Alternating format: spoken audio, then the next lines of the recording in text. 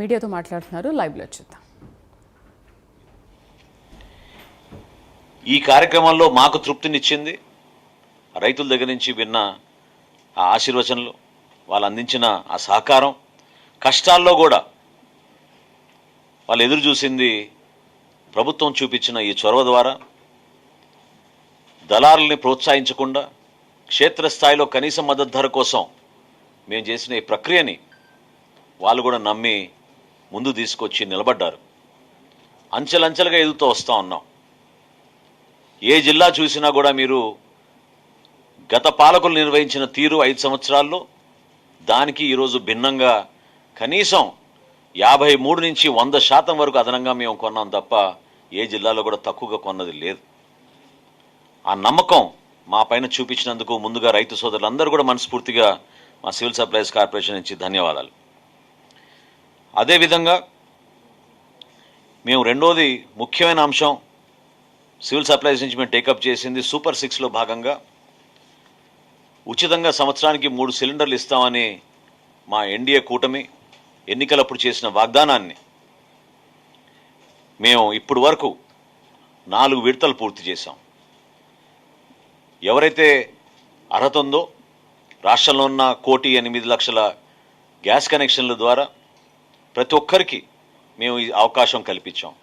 పార్టీలకు అతీతంగా మహిళల్లో ఒక ఉత్సాహం, ఒక నమ్మకం కల్పించే విధంగా గౌరవ ముఖ్యమంత్రి గారు చేపట్టిన ఈ దీపం పథకం ప్రారంభించినప్పుడు మొదటి విడతలో 97,36,000 మందికి 764 కోట్ల రూపాయలు మేము సబ్సిడీ ఇచ్చాం.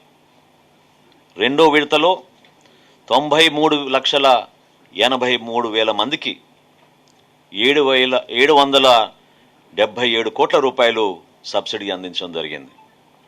మూడో విడతలో 94,81,000 మంది లబ్ధిదారులు ఉపయోగించుకుంటే వాళ్ళకి 791 కోట్ల రూపాయలు జమ చేశాం. నాలుగో విడత ఏదైతే మార్చి 31వ తారీఖుకి ముగిసిందో అందులో 92,28,000 మంది సుమారు 760 కోట్ల రూపాయలు మేము లబ్ధిదారులకు అందించాం. ఈ ఐదో విడతలో ఆల్రెడీ 300 కోట్ల రూపాయలు అడ్వాన్స్ అమౌంట్గా ఈ ఆయిల్ మార్కెటింగ్ కంపెనీస్కి మేము అందించడం జరిగింది.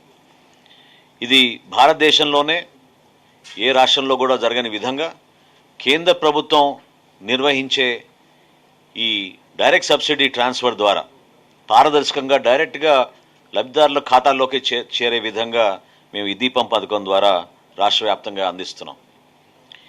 అంటే మీరందరూ కూడా గుర్తించాల్సింది, ఎప్పుడైతే దీపం పథకం ప్రారంభించామో 842 రూపాయలు ఉండేది సిలిండర్.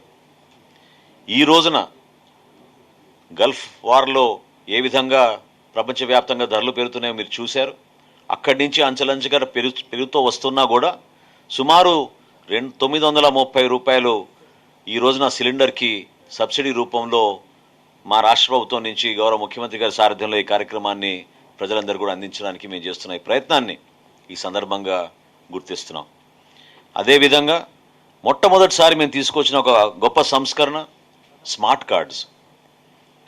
రాష్ట్ర వ్యాప్తంగా 1,49,22,000 కుటుంబాలకి మేము స్మార్ట్ కార్డ్స్ అందించి క్యూఆర్ కోడ్ ద్వారా కుటుంబ సభ్యుల వివరాలు అందులో పెట్టి ఒక చిన్న డెబిట్ కార్డ్ సైజులో, ఏటీఎం కార్డ్ సైజులో వీళ్ళందరికీ కూడా ఈ కార్డ్స్ అందించి రాష్ట్ర వ్యాప్తంగా 4,36,10,000 మందికి లబ్ధి కలిగే విధంగా మేము ఈ స్మార్ట్ కార్డ్స్ తీసుకొచ్చాం. ఈ క్యూఆర్ కోడ్స్ వలన మైగ్రేషన్ కూడా ఎనేబుల్ చేశాం.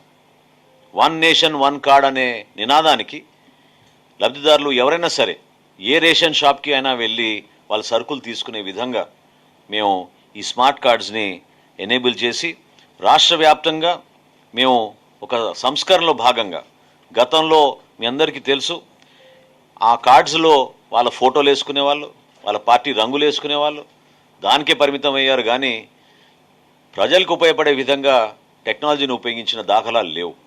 మొట్టమొదటిసారి కేవలం గవర్నమెంట్ ఎంబ్లమే పెట్టి ఈ స్మార్ట్ కార్డ్స్ ప్రతి కుటుంబానికి ఒక ఐడి కార్డుగా ఎవరైతే ఉపయోగించుకుంటున్నారో వాళ్ళకి ఆ వెసులుబాటు కల్పించే విధంగా మేము ఈ కార్యక్రమం తీసుకొచ్చాం.